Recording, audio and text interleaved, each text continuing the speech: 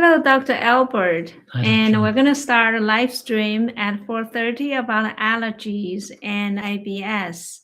In Florida, the pollen count is very high now, right? Right, So that pollen stuck on our skin, it will trigger the allergies, right. especially people have high histamine level or their immune system is out of whack, then they will they will have allergies and nasal congestion, runny nose, and so we're gonna tell people how to avoid that, so that with the right level of histamine, your immune system will be at the right level and balanced. In that way, when the pollen or mold or any foreign material stimulate your nerves and immune system, then your immune system will not respond too strong. If it's too strong, then you have runny nose, itchy eyes, redness in the eye, and nasal congestion, sore throat, or hoarse voice. Or even muffled hearing, right? If people get fluid behind the ears sometimes. So the histamine. Explain how histamine um, is working on the body. Yeah, so I mean, it works in a lot of different ways. So it can increase stomach acid production. It can cause just inflammation and swelling in different areas of the body, or more fluid to be produced, like in the middle ear or in the sinuses. It can come on as congestion, so people feel stuffy or could get potentially like a headache.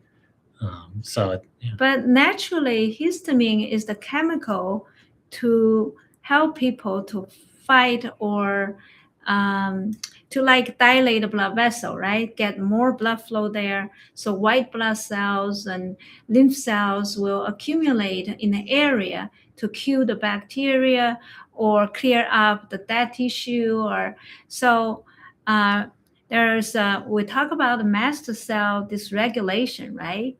Right, right. Yep. So I think the immune system is regulated in part, at least, by signals produced by the microbiome. So the bacteria, fungus, viruses, anything that kind of lives in the gut helps produce signals to regulate the immune system and direct it on how to function properly.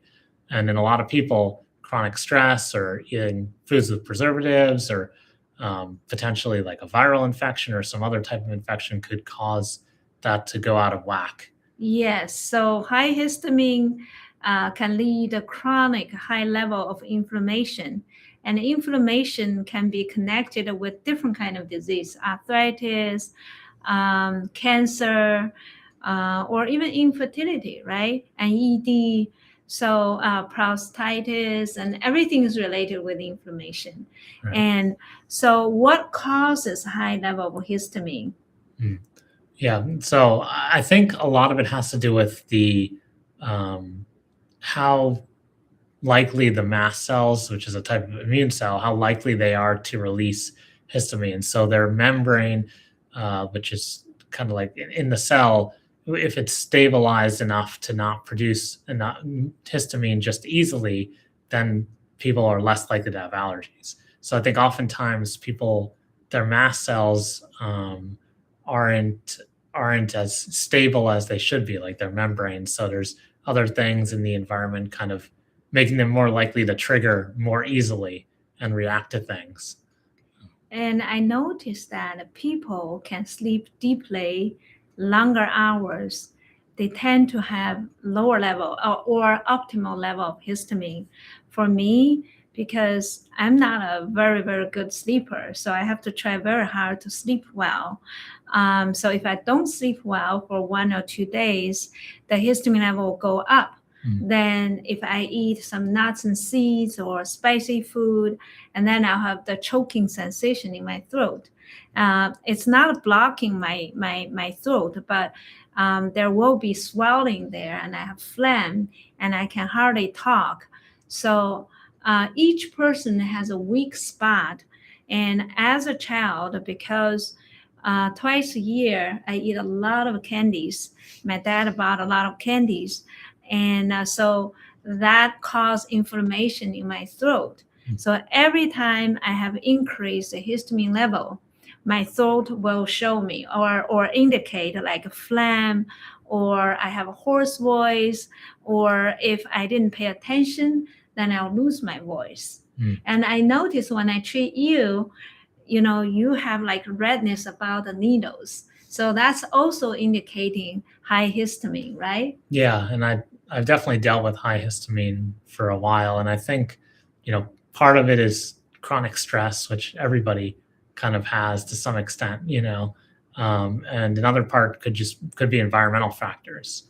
I think there could have been some virus or something that affected my microbiome a long time ago and could cause some immune dysregulation, but I've worked very hard and gotten it under much better control over So a how can decade. you're a good sleeper, right? You sleep Yeah. well. How many hours you sleep each Usually day? 7 to 9, Oh, usually like 7 to 9. 8. Yeah, Oh probably my 8 hours on average, God. I'd say. Yeah. Do you get up in the middle of the night to go to the bathroom? Usually about once or twice at the most, but a lot Okay. of times that's partly because I take different supplements at night, like chamomile, and that Okay. can irritate the bladder lining Yes. a little bit.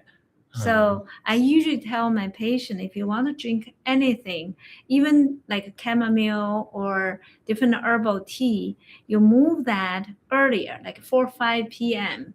And that way, the minerals can be washed out after, if you drink chamomile tea and then you drink water and then you eat dinner, and then everything will be washed out. Because I have a case, actually, not one case, and they usually take their vitamins early in the morning with a glass of water, and then they take their breakfast.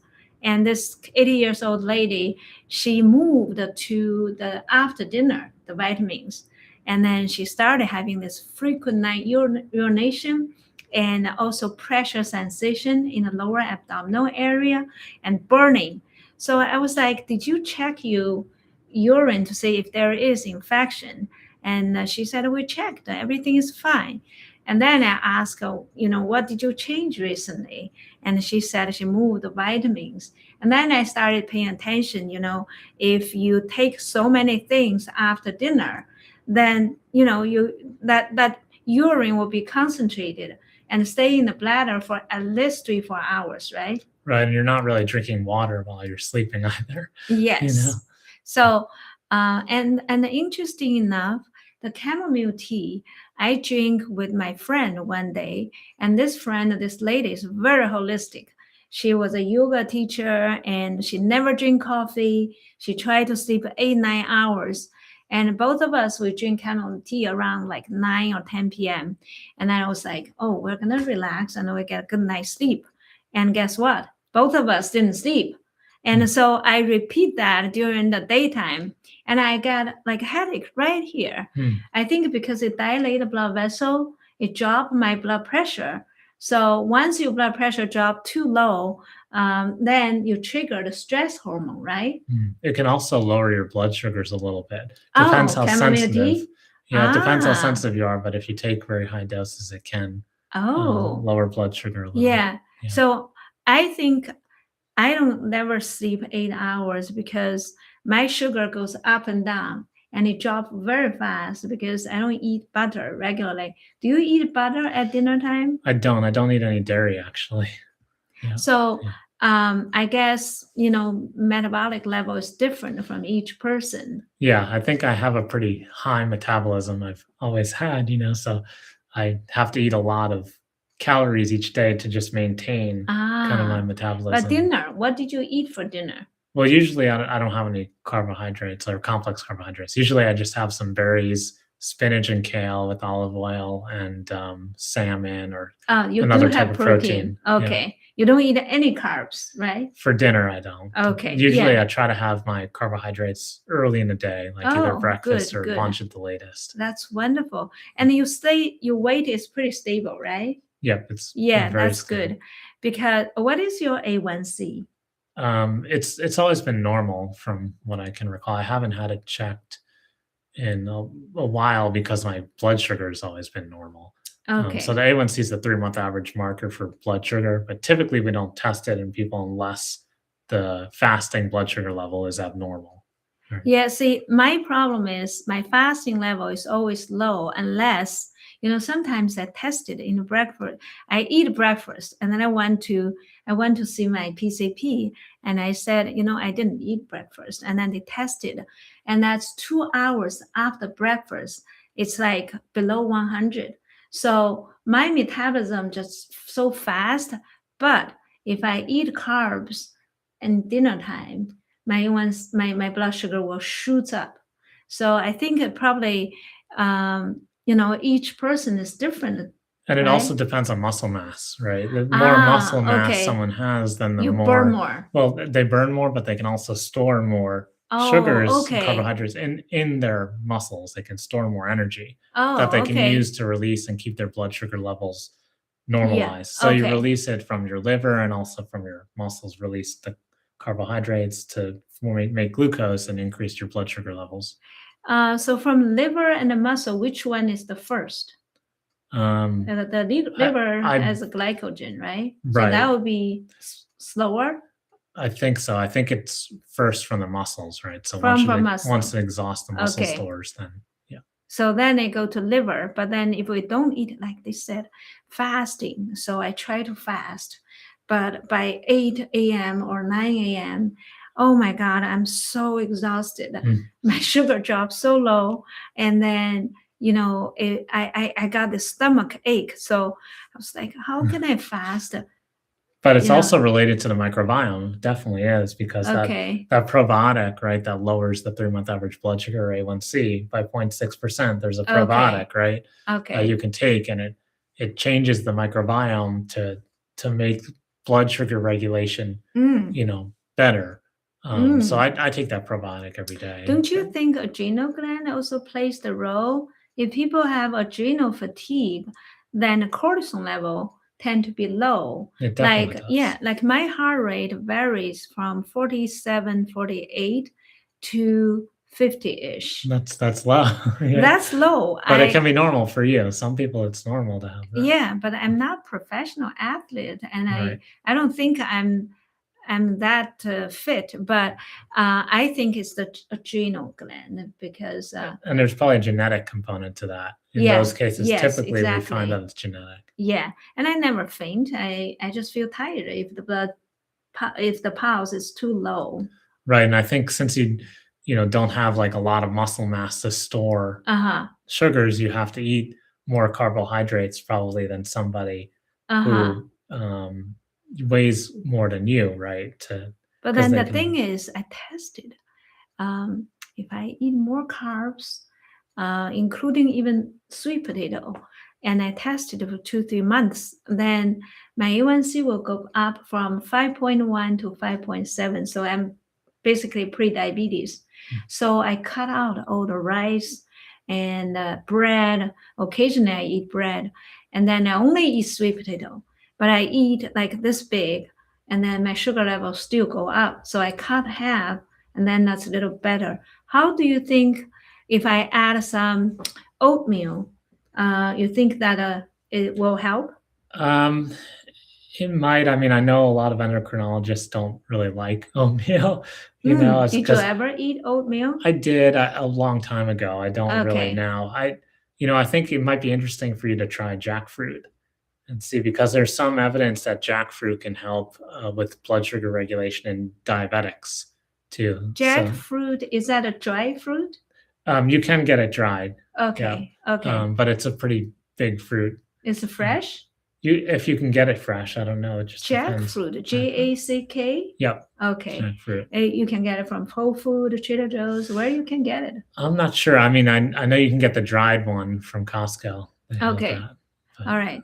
And so I think maybe the thyroid and adrenal gland will kind of connect it. So, like you said, if people have bigger muscle mass, and then they probably have more storage, right? Right, more storage and a higher metabolism, like you said. Yes. The histamine. We are talking about the allergies. We'll go back to allergies. We're going to talk about something else.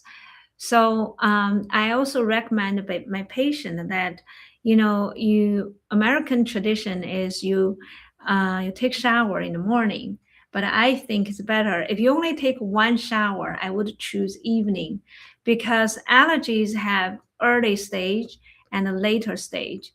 The later stage is not acute after a few hours. Then that really depends on your adrenal gland function. So if your cortisol level run low, like me, if I'm tired, if it's running low, my blood pressure drop, my heart rate go down, and then my capability to cope with stress or allergies will be lowered. So that's one of the reason. Recently, I have a case. This kid has allergies to different kind of nuts, but usually she carry EpiPen, and she choose the restaurant has claimed that no dairy or no nuts, gluten free.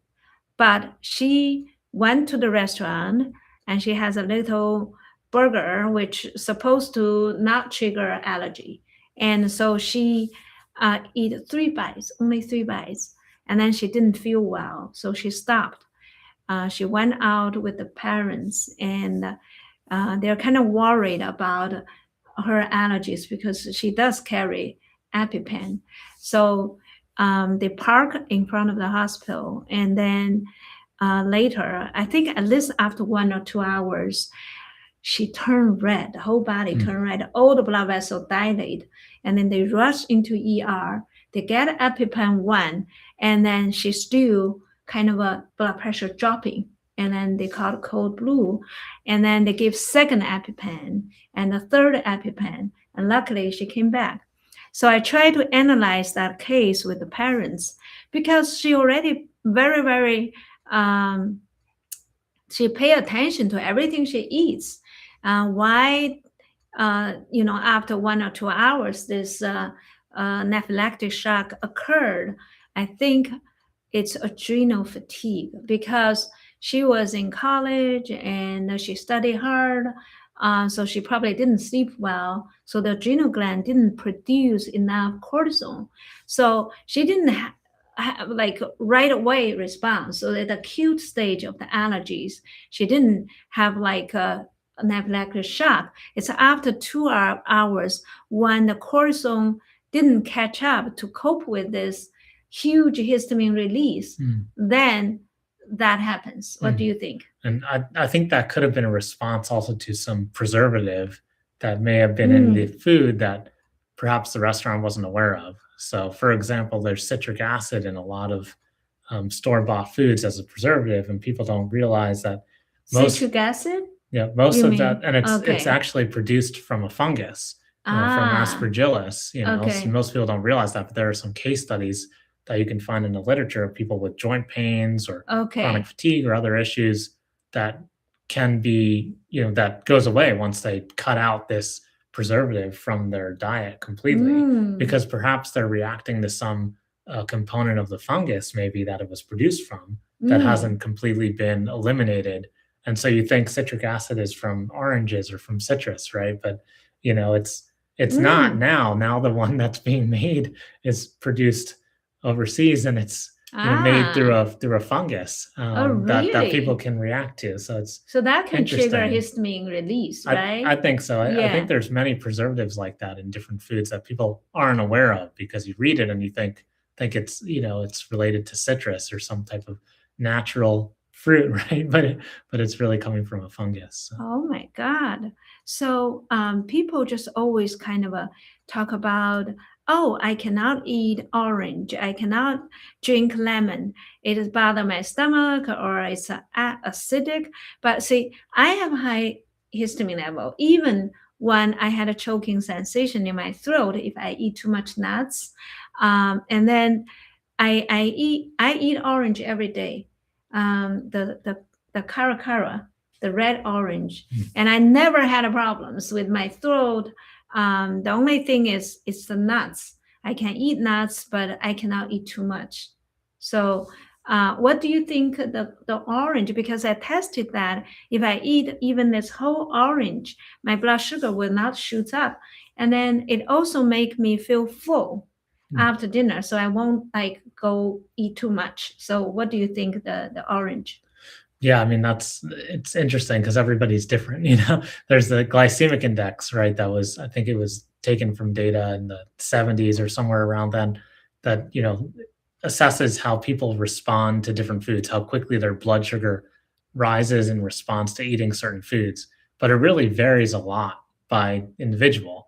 And there are many different types of oranges. There are many So different let's species. see. So my friend, they stay with me during the winter time from May, and he used to have colitis.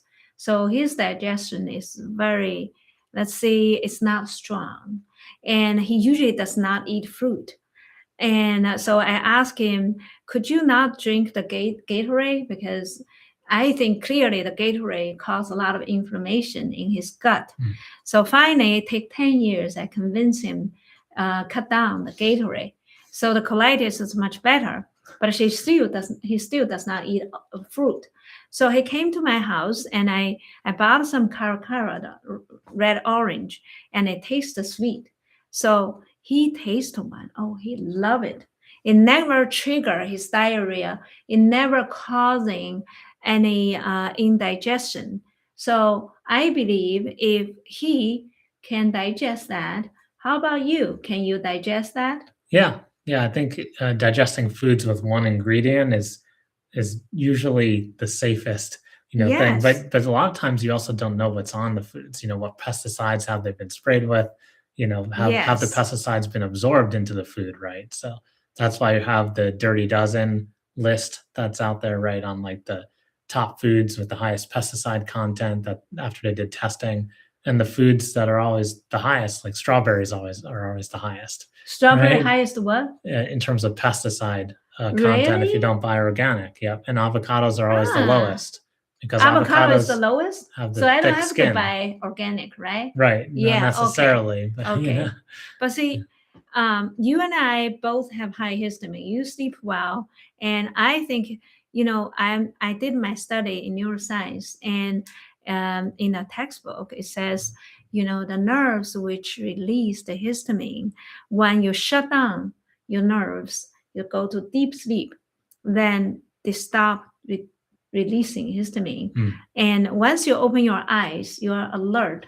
Then you started releasing histamine. For me, not only I don't sleep 8-9 hours, but also my brain is always thinking. So for you, the high histamine, where it come from? I think from my digestive tract mostly. Okay. I think a lot of it has to do with the microbiome, like I said, but that's partly why I take the chamomile all the time, because Okay. I think chamomile has been shown to stabilize the mast cell membranes, and mast cells Yes. release histamine. So it reduces that likelihood that they're going to release histamine in response to triggers. And it also calms down the mind. It calms down the stomach and lowers inflammation, inhibits abdominal spasms of the stomach too, and of the intestines.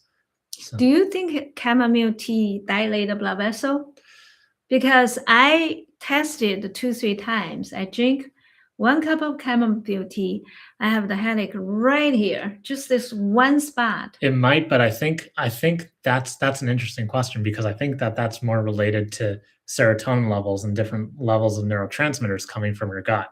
So I think it's an indirect effect. Okay. I think that would differ between people, and I think that's why people get headaches in response to certain foods and other people don't, because I think it's a response of their own microbiome to whatever trigger they put in, and then that causes changes in their serotonin levels, which affects the blood vessel sizes. Okay.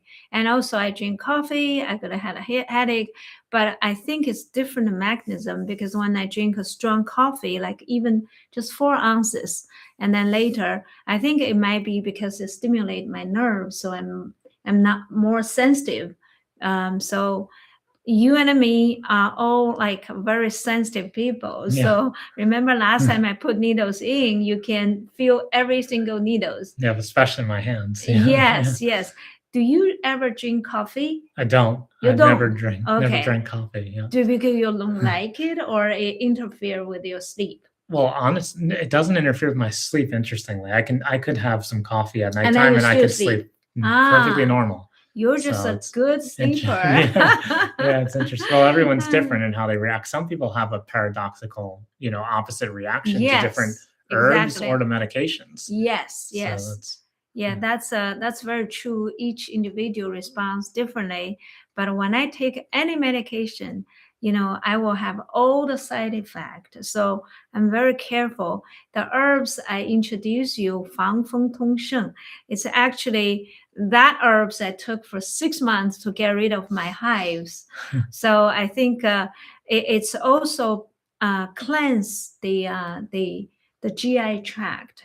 So it has like more than 10, 15 herbs put together. That's, I think, the mechanism.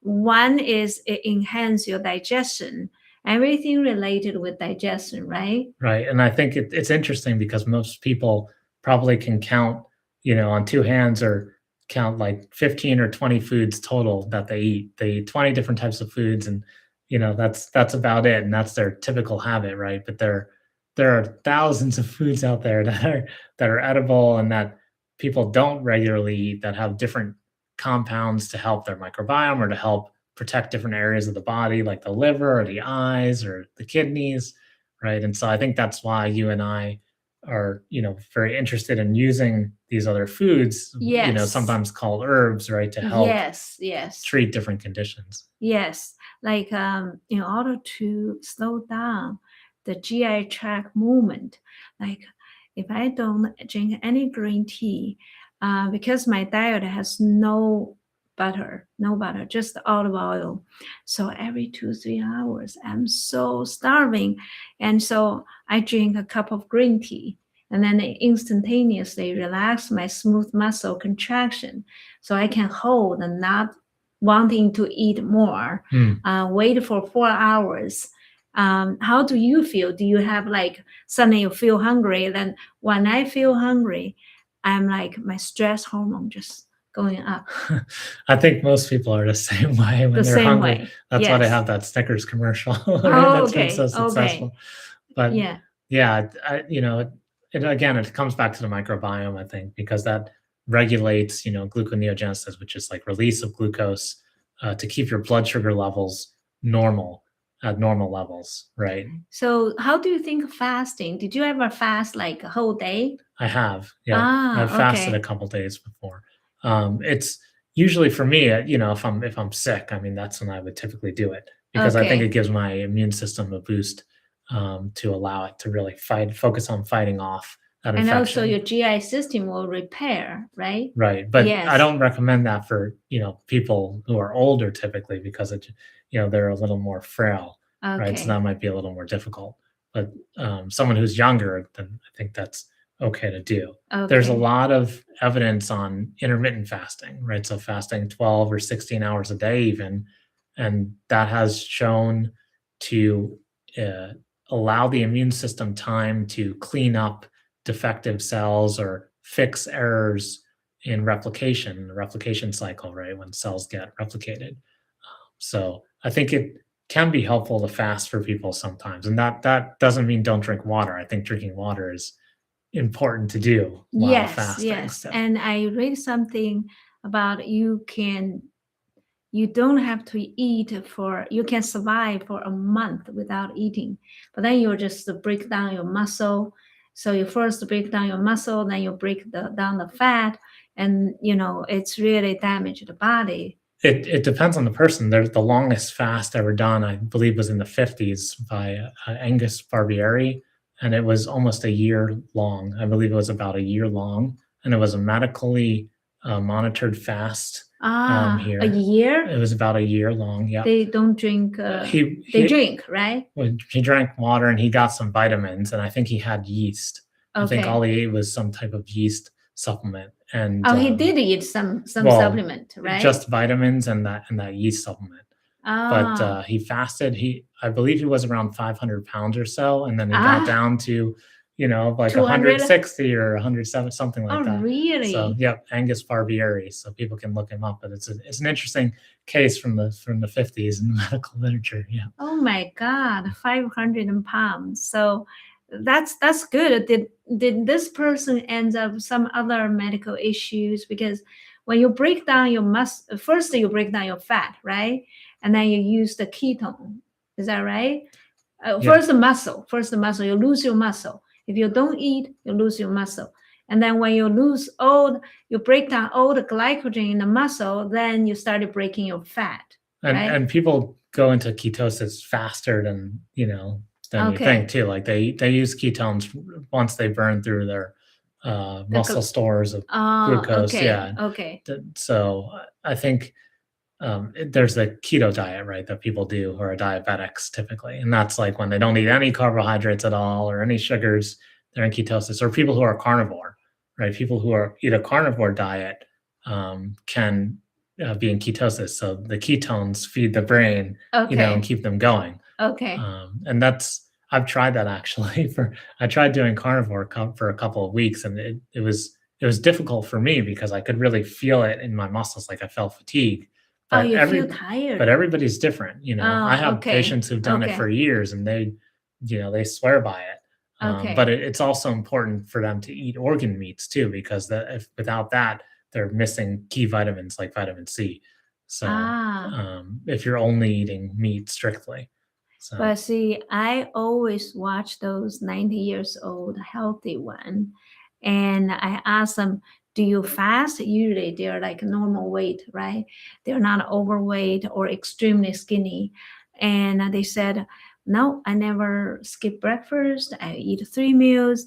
But there is one common things, that is they eat less.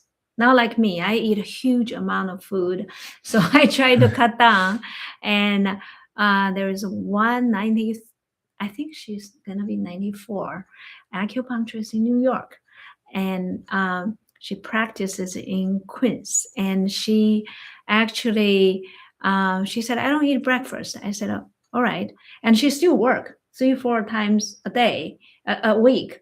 And her memory is amazing. So I talked to her. I said, what did you eat for breakfast? And she said, I don't eat breakfast. I drink water. I drink 1 glass of milk. And then I drink 1 glass of green tea. And then I think that green tea help not feel so hungry. But actually, she did have 1 glass of milk. And then she had a small lunch, small dinner. And that's the 94 years old, amazingly functions so well, because I called her a couple of times before the interview, and every time she remembered, I called her and I talk about her schedule, and she just amazingly have good memory, and she sleeps through the night 7 hours without getting up to go to the bathroom. 93 years old. Can you believe that? Yeah, no, that's yes. amazing.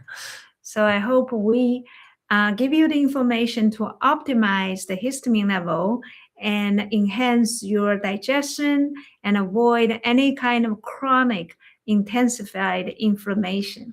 Yeah, it can be very challenging for people because it's individualized, Yes. So you really have to go through their whole, lifestyle and really work with them on every aspect of it. If you have dysregulated histamine, and Dr. Albert is a physician, and he himself has optimized his histamine level, and he will help you, guide you through the diet and the herbs. And if single herbs cannot help you, then I can prescribe a formula which consists of different herbs, like the patent herbs I gave it to you, the Fang Feng Tong Sheng. And so each group of herb target digestion, target your nervous system, and so that way it's targeting different organs. So you orchestrate the function of the organs. Right, and acupuncture can probably help too. Yes, acupuncture reduce the stress and balance your immune system. It can instantaneously bring down the histamine, but you have to do it 3 times a week. Who has the time? the time and the money. So that's why we talked to Dr. Albert about lifestyle changing and single herbs, which is cheaper than my formula. And if that does not work, then you can come to me for my formula. Right. Thank you very much. Yeah, thank you.